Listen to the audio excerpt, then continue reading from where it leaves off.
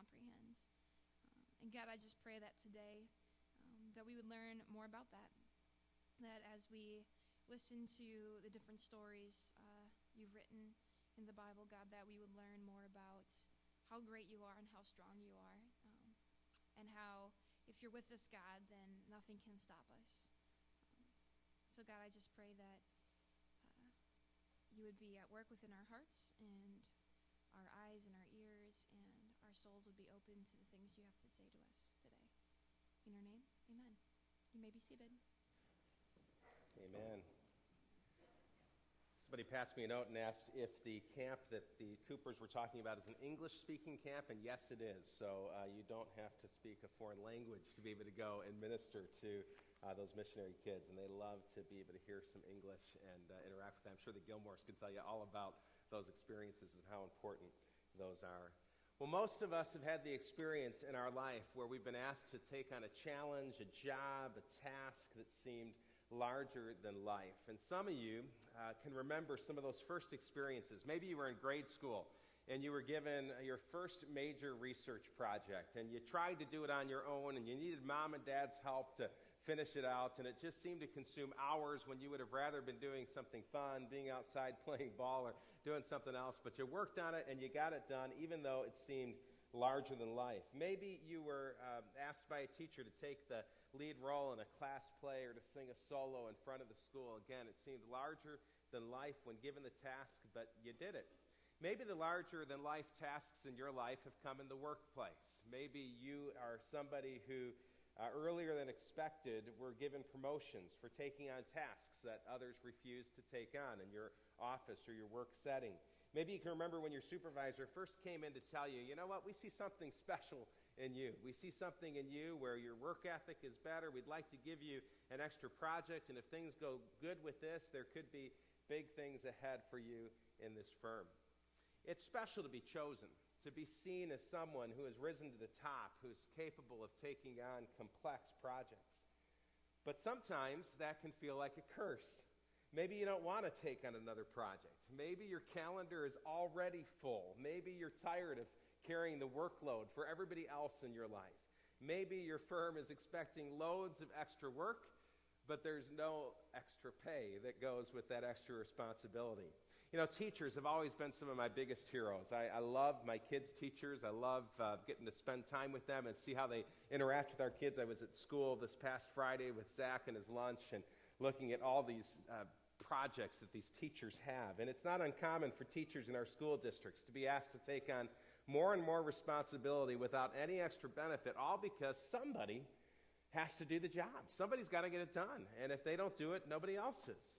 Maybe you're a people pleaser. And if you're a people pleaser, it can be very easy to find yourself in a position where you're giving perhaps more than you should in multiple areas of your life. To keep peace at work, you take on responsibilities that others should be taking on. To keep the peace at home and to keep things running smoothly, you do more than your fair share of work. To keep an organization running smoothly, you volunteer more for the sports team, sometimes even the church ministry team. Sometimes you volunteer more for the Boy Scouts or Girl Scouts or any number of other organizations than any one person should. There are some things in life that we ought to just say no to. Some of us need to just learn to say that word. Let's practice it real quick, okay? 1, 2, 3.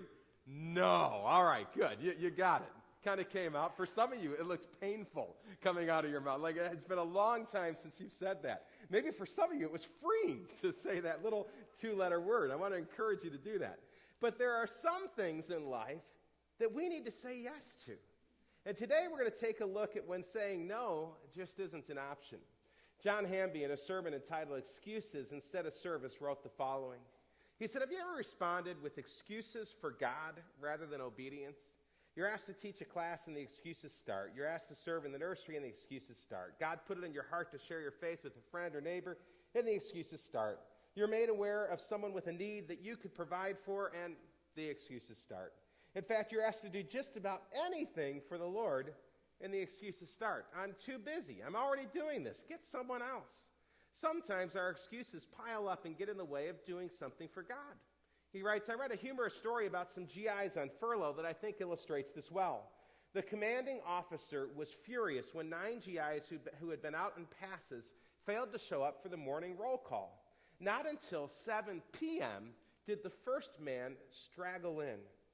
"I'm sorry, sir," the soldier explained, "but I had a date, and I lost track of time, and I missed the bus back, and being determined to get in on time, I hired a cab. Halfway here, the cab broke down, and so I went to a farmhouse and persuaded the farmer to sell me a horse. I was riding to camp when the animal fell over dead. I walked the last 10 miles, and I got here just now." Well, though skeptical, the colonel let him off with a reprimand. At least he was creative. However, after him, 7 other stragglers in a row came over to him with the same story. Had a date, missed the bus, hired a cab, bought a horse, etc. By the time the 9th man reported in, the colonel had grown weary of it. "Okay," he growled. Now tell me what's happened to you." "Well, sir, I had this date, and I missed the bus back, so I hired a cab." "Wait," the colonel screeched at him. "Don't tell me that your cab broke down."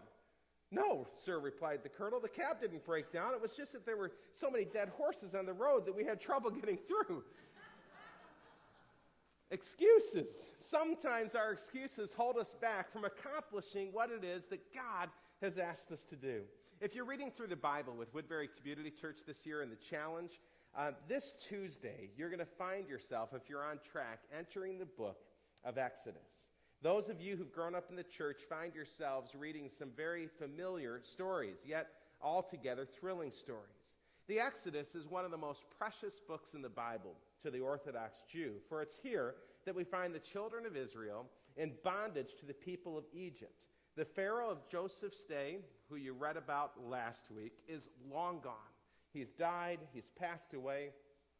Joseph and his brothers in that generation have lived in Egypt. They've lived a good life, but they have now died and passed away. And now the descendants of Abraham, Isaac, Jacob, and Joseph have become a mighty nation within a nation.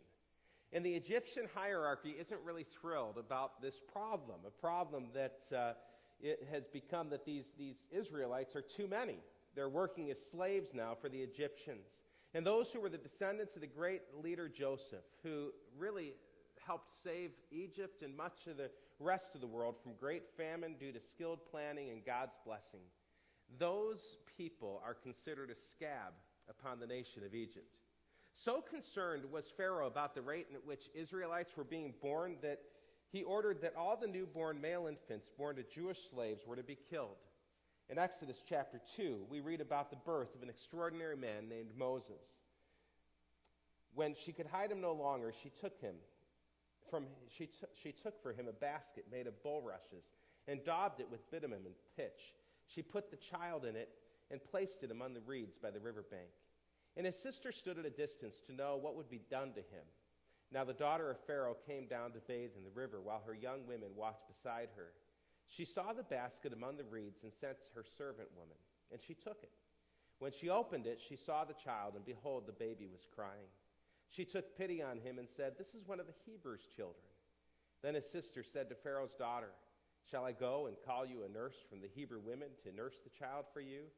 And Pharaoh's daughter said to her, "Go." So the girl went and called the child's mother. And Pharaoh's daughter said to her, "Take this child away and nurse him for me, and I will give you your wages." So the woman took the child and nursed him. And when the child grew older, she brought him to Pharaoh's daughter, and he became her son. She named him Moses, she said. "I drew him out of water." Now, Hollywood loves the story of Moses. There have actually been dozens of films that have been made over the years on the Moses story. Eventually, he grew up, saw the injustice that the Hebrews were going through.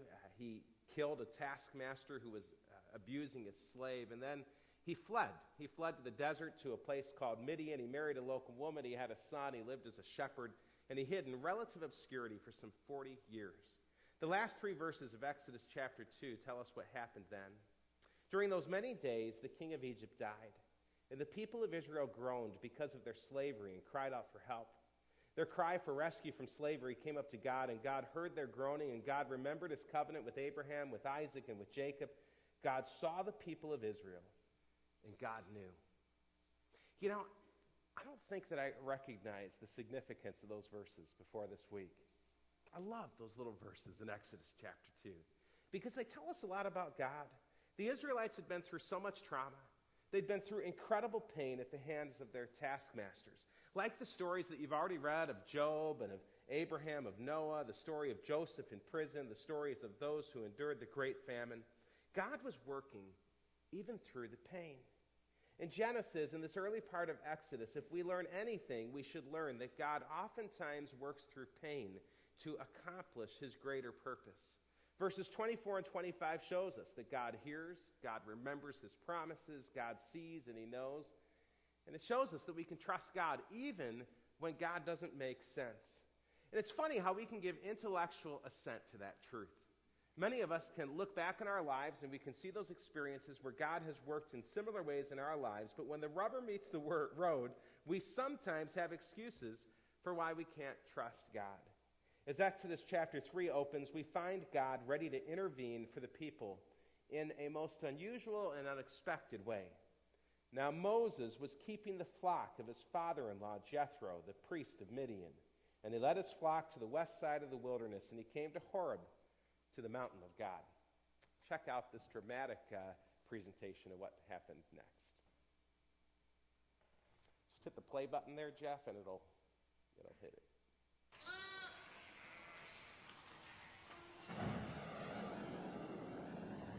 All right, let's go ahead and X out of that, Jeff, and then you can click back on it.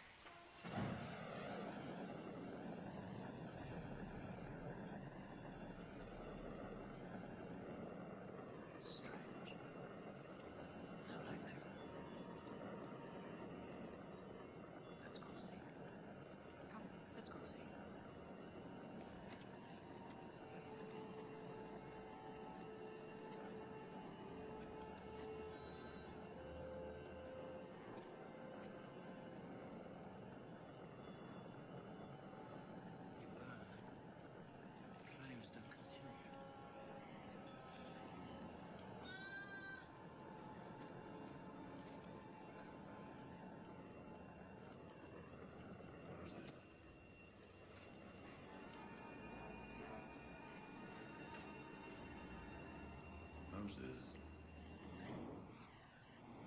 Here I am. Remove your sins, for the place where you stand is holy ground.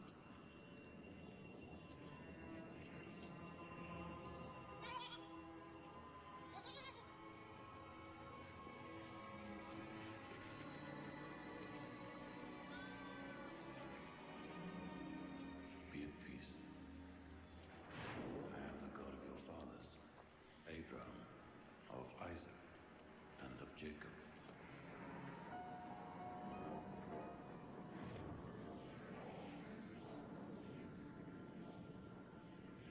Why do you come to me? I have heard the cry of my people Israel. I will send you to the Pharaoh, and you shall free my people from Egypt. Why me? A man clumsy with words. Who am I to go before the Pharaoh? I will be with you. If I go to the Israelites and say that God has sent me, they won't believe me. They'll ask, what is his name? I am who I am. They won't listen. Why should they? They'll seek signs. That rod, cast it to the ground.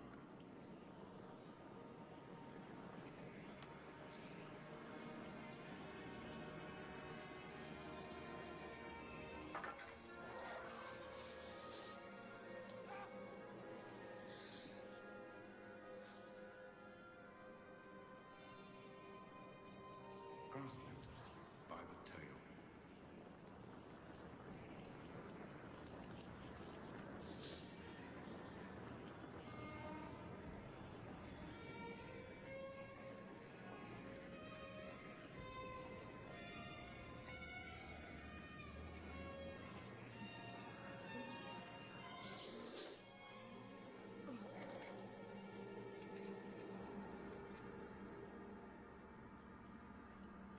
Put your hand under your cloak.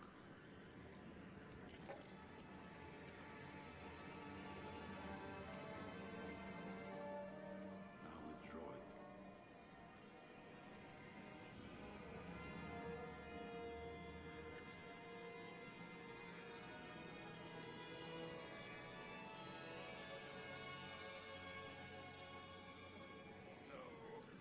Now replace your hand and then withdraw it.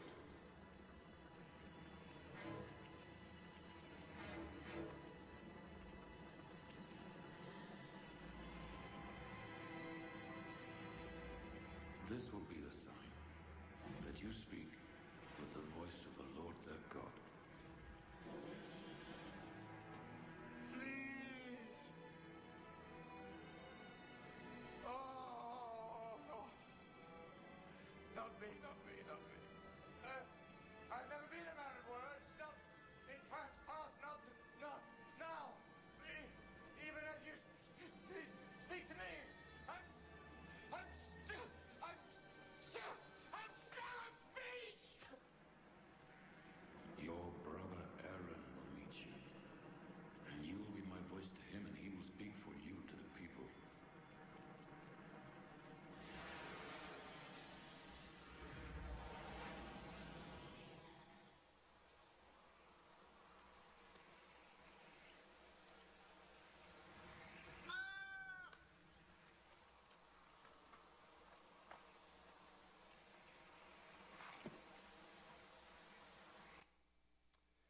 I love that clip. Like I said earlier, there's dozens of films that have been made about the events that happened there. This is the most historically accurate one that I've seen. I've seen all sorts of crazy things in movies about what happened there, but when you take a look at Scripture, this is pretty close.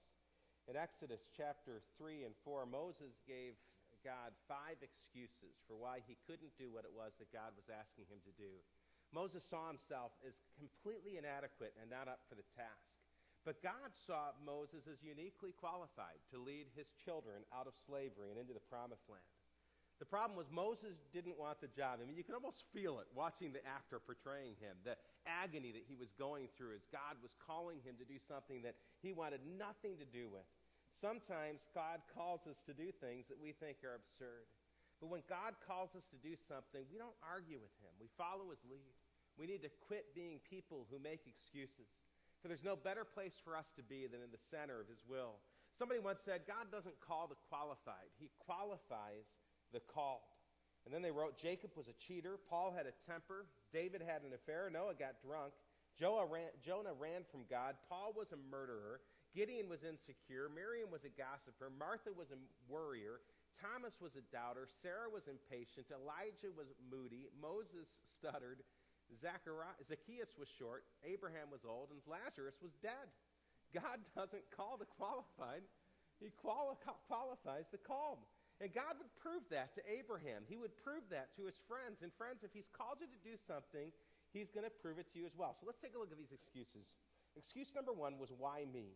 God's call on Moses' life is summed up in Exodus 3:10. Come, I will send you to Pharaoh, that you may bring my people, the children of Israel, out of Egypt. Now, after experiencing this amazing sight of a burning bush that really isn't burning up, as he's hearing the voice of God, the ultimate boss giving him a command, Moses responds with the first of his excuses. But Moses said to God, who am I that I should go to Pharaoh and bring the children of Israel out of Egypt? And as I read that one, I almost want to give Moses a pass. I also want to say, come on, Moses, I would have probably said the same thing, and most of you would have too. Maybe we would have said, God, wouldn't it be more strategic to send someone who didn't grow up in the palace? Wouldn't it be a little more strategic to send someone that's still well known amongst the Jewish people, not somebody who's been hiding in the wilderness for the last 40 years accused of murder? Moses' question is actually pretty good theology too. Who are any of us to be used by God to do his work? Why would God choose you? Why would he choose me? Why would he choose Moses or any of those characters we read about earlier to accomplish what it is that he wants him to do? But Moses' question is wrong in the sense that it ignores the fact that, hey, it's God who's called him to go into Egypt and bring the people of Israel out of their enslavement. And if God has called us to do something, he will give us what we need to accomplish it.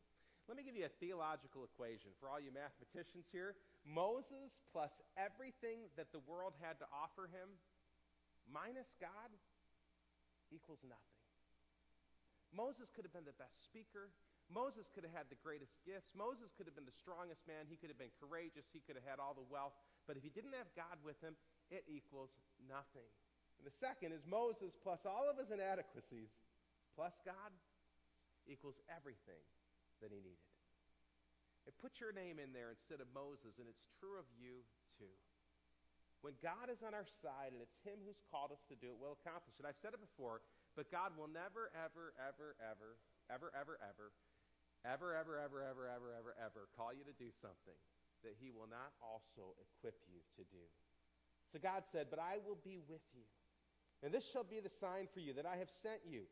When you have brought the people out of Egypt, you shall serve God on this mountain. Moses had no idea at the time just how special this mountain where God was meeting with him would become. It was the first time that Moses would meet with God in that mountain. Here it's called Mount Horeb.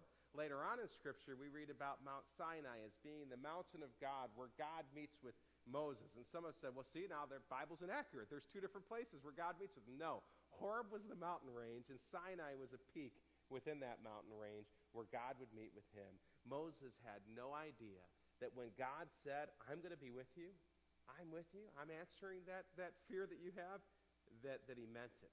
And then in this very mountain, God would meet with him many times. Excuse number two was by what authority? Moses wasn't just going to go on the word that God would go with him. That alone should have been enough. But I think God would, and I really think God would have understood that initial question. It's natural to wonder why me, but now Moses offers this second excuse. Then Moses said to God, if I come to the people of Israel and say to them, the God of your fathers has sent me, and they ask me, what is his name? What shall I say to them? God said to Moses, I am who I am. And he said, say this to the people of Israel, I am has sent me to you. God also said to Moses, say this to the people of Israel, the Lord, the God of your fathers, the God of Abraham, the God of Isaac, and the God of Jacob has sent me to you. This is my name forever, and thus I am to be remembered throughout all generations. In the summer of 2005, I read a book entitled I Am Not, But I Know I Am by a guy named Louis Giglio that many of you are familiar with. If you haven't read the book, it is fantastic. Highly recommend it. In chapter 3, Giglio talks about Moses' interaction with God here. I mean, God really gave Moses an interesting response here. He said to tell to the people, I am has sent me to you. Really, God, couldn't you come up with something better than that? So when I say, by what authority, I'm just supposed to say, I am has sent me to you. And the people are going to believe that? God, I mean, really? But I don't think there's a better name that God could have given him. Listen to some of Giglio's insight. God was telling Moses, I am the center of everything. I am running the show. I am the same every day, forever. I am the owner of everything. I am the Lord. I am the creator and sustainer of life. I am the Savior. I am more than enough. I am inexhaustible and immeasurable. I am God. And in a heartbeat, Moses knew God's name and something more. He finally knew his. For if God's name is I am, Moses' name must be I am not. I am not the center of everything. I am not in control. I am not the solution. I am not all-powerful. I am not calling the shots. I am not the owner of anything. I am not the Lord. And you would think that would be enough. Moses has an answer to why God has called him and by what authority he can go and tell the people it's time to get out of Egypt. But the excuses continue. And excuse number 3 is the what-ifs, found in chapter 4, verses 1 through 9. Moses' mind moves from practical questions to the hypothetical. And I call this analysis paralysis, where now he's thinking about all the possible things that could go wrong. Some of you are in organizations and you work with people who you have a great idea and they hit you back with, well, what if it doesn't work? And what if it doesn't work? And it's constantly, what if it doesn't work? And what you want to do is turn around to those people and say, what if it does? What if it does work? And what if it does? What if God really has called us to do this and it works? Are we going to be ready for it? Are we ready to do what it is that God's called us to do? Because if it's part of God's plan, we obey him and we trust the results to him. And we plan for those results. Look at what happens next. Moses answered, but behold, they will not believe me or listen to my voice, for they will say, the Lord did not appear to you. The Lord said to him, what is that in your hand? He said, a staff. And he said, throw it in the ground. So he threw it in the ground, and it became a serpent, and Moses ran from it. But the Lord said to Moses, put out your hand and catch it by the tail. So he put out his hand, and he caught it, and it became a staff in his hand. And any of you who've caught snakes know you don't catch a snake by the tail. That they may believe that the Lord, the God of their fathers, the God of Abraham, the God of Isaac, and the God of Jacob, has appeared to you. Again, the Lord said to him, put your hand inside your cloak. And he put his hand inside his cloak, and when he took it out, behold, his hand was leprous like snow. Then God said, put your hand back inside your cloak. So when he put his hand back inside his cloak, and when he took it out, behold, it was restored like the rest of his flesh. If they will not believe you, God said, or listen to the first sign, they may believe the latter sign. And if they will not believe even these two signs, or listen to your voice, you shall take some water from the Nile and pour it out in the dry ground, and the water you take out of the Nile will become blood in the dry ground. What Moses is showing us in his question in verse 1 is that he doesn't have the faith to accept God at his word. God's already said, hey, my word is good, but now he needs to see some signs. So God gives Moses these signs to prove what he said is true. And you would think that that would be enough for anyone to move forward in obedience to God. If I was holding a stick and threw it on the ground and it became a snake, and I picked it back up and it became a stick again, I might think there's something very special going on here. But Moses must be from Minnesota or the Midwest, Chicago like me. He's got a little bit of stubbornness in him, all right? He's just not quite getting it. And so he offers excuse number 4. Look at this great obstacle I've got, God. But Moses said to the Lord, oh, my Lord, I'm not eloquent either in the past or since you have spoken to your servant, which is funny because he's just speaking to him now, but I'm slow of speech and tongue. Then the Lord said to him, who has made man's mouth? Who makes him mute or deaf or seeing or blind? Is it not I, the Lord? Now therefore go, and I will be with your mouth, and I will teach you what you shall speak. What an incredible promise. Wouldn't it be great if God said that to you? Go, and I'm going to take care of it. I'm going to show you exactly what it is that you need to say. Again, we saw this fantastic portrayal on the screen of Moses on that mountain. He's stuttering and he's shuddering in front of the God of Abraham and Isaac and Jacob. I'm slow of speech and tongue. I have this huge obstacle, God. How in the world am I supposed to speak for the people with my stuttering problem? It reminds me of the true story behind the Academy Award-winning film, The King's Speech, which won the award in 2010. After his brother abdicates the throne, George, or Bertie, reluctantly becomes king. And plagued by a dreaded stammer and considered unfit to be king, Bertie is able to find his voice through the help of a speech therapist named Lionel Logue. And through a set of unexpected techniques and in this unlikely relationship, he leads his country through war. Sometimes the obstacles in front of us seem like these huge boulders that we couldn't possibly move, that we can't possibly overcome. And we allow these obstacles to be something that stops us from accomplishing what it is that God's calling us to do. And God says to Moses, I'm bigger than that obstacle. I'm bigger than the stuttering. I'm bigger than the problems you're having with your voice.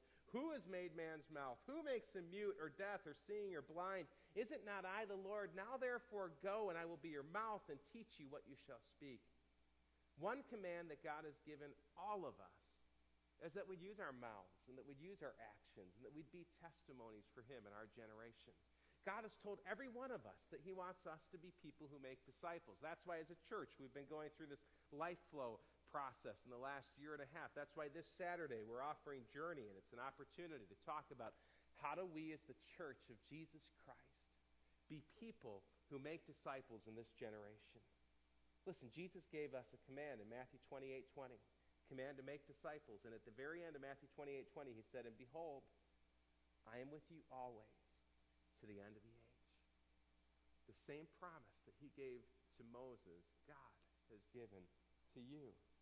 If we will obey God, if we'll do what it is that he's calling us to do, we can take assurance that that equation is true of us too. You plus God equals everything. All right, excuse number 5, the last one. Send someone else. Send someone else. I mean, surely he'd learned his lesson by now, right? The video clip I showed, it kind of ended with God telling him about, bringing his brother. But I mean, he's pleading with God, oh, Lord, please send someone else. And we've all been there, haven't we? And maybe it isn't this great spiritual thing that God's called you to do. Maybe it's a test or a trial. God, let somebody else go through this test. Why me?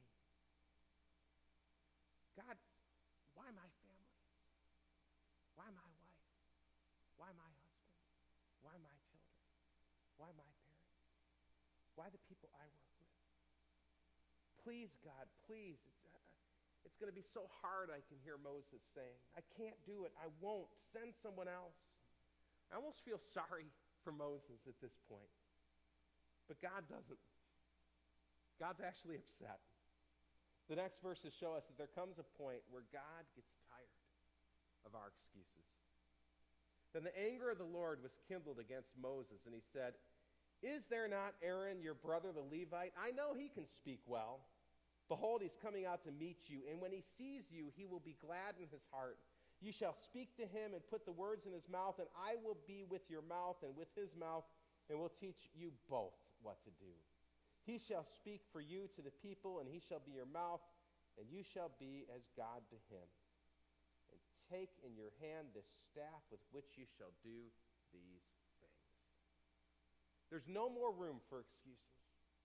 The time for bargaining is over. Every one of Moses' objections have been met with a response where God has it under control. This was a job that God had for Moses to do, and Moses would do it whether or not Moses wanted to do it willingly. Why? Because God chose him. And when God chooses us, the only answer is yes. It was God's sovereign will for Moses to be the one who would be his voice in freeing the Jewish people. At the beginning of the sermon, I said there are things in life that we should say no to. And then there are some things in life that we need to say yes to. And that today we're going to take a look at when saying no just isn't an option. When it's God who's calling us to do it, no isn't an option. Now you make sure. And you can see that in his word. You can do that with counsel with other people, but we don't say no to God. B.J. Miller once said, "It is a great deal easier to do that which God has given us to do, no matter how hard it is, than to face the responsibilities of not doing it." No isn't an option when God chooses us. Most of us wouldn't dream of saying no to a reasonable request by an employer or a coach or a teacher. So why is it so easy for us to say no to the one who matters most? May today be the day that you say yes to whatever it is that maybe you've been avoiding. After all, you are not, but you know I am. Let's pray. Father, you have been so patient with us as your people. And Lord, there are so many times where each one of us can say that we have questioned you and we've given you excuses and we've told you why we can't do something because we're simply afraid, or we're stubborn, or we're worried about what the consequences of following you might be. Lord, help us to trust that you are who you say that you are a God of love, that you are a God who knows better what we need for ourselves than we know ourselves. And God, we pray that you would just help us to be a people who faithfully trust you no matter what the cost. God, thank you for Moses and for the examples that we can learn from his life. Lord, thank you that Moses learned. Thank you that Moses, throughout the rest of the books of Exodus, and as we see him in Leviticus and Numbers, Deuteronomy, we see somebody who gets it. We see somebody who learns and grows. Not that he gets it all the time, but that, Lord, he's somebody who trusts you. God, help us to be like that. Help us to grow a little bit more today because of the time that we've spent looking into your word. In Jesus' name.